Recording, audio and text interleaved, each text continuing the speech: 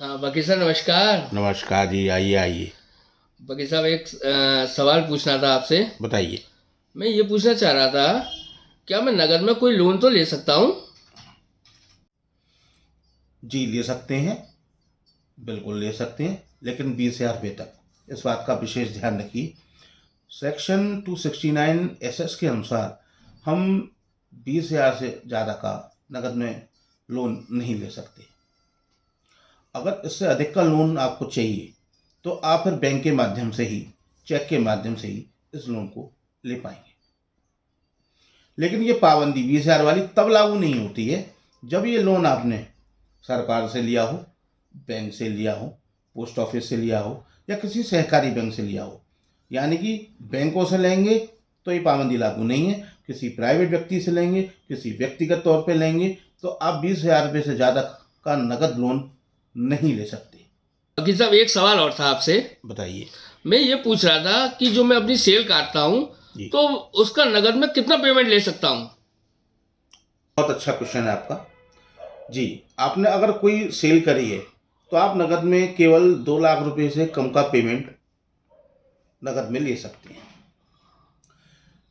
नगद में पेमेंट लेने के बारे में सेक्शन 269 एसटी की कुछ बातों का विशेष ध्यान रखना चाहिए कि कोई भी व्यक्ति 2 लाख रुपए या उससे अधिक की राशि तभी ले सकता है जब वो इन 3 बातों का ध्यान रखे। पहली बात, किसी एक व्यक्ति से एक दिन में।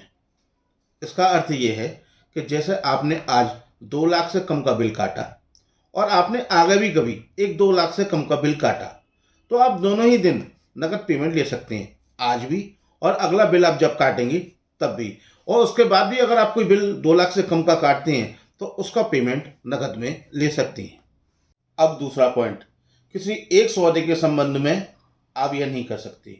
जैसे व्यक्ति को आपने 4 लाख का माल बेचा, तब आप उससे एक दिन में 2 लाख रुपए का पेमेंट नहीं ले सकते, क्योंकि बिल वो 4 लाख का है।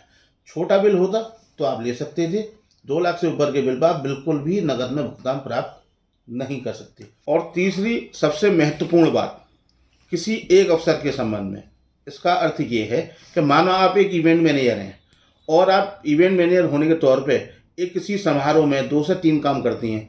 जैसा कि आप म्यूजिक सिस्टम कराते हैं, म्यूजिक पार्टी करवाते हैं, कैटरिंग कराते हैं, तो आपने उसके मानो 3 बिल काटे और तीनों बिल का जोड़ अगर 2 लाख से ऊपर है तो आप नकद पेमेंट नहीं ले सकते, क्योंकि आप एक व्यक्ति हैं और उन 3 बिलों का टोटल 2 लाख से ऊपर है।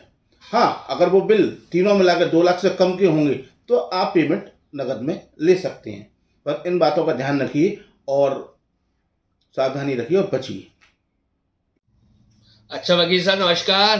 नमस्कार। आपने मेरी समस्याओं का समाधान किया।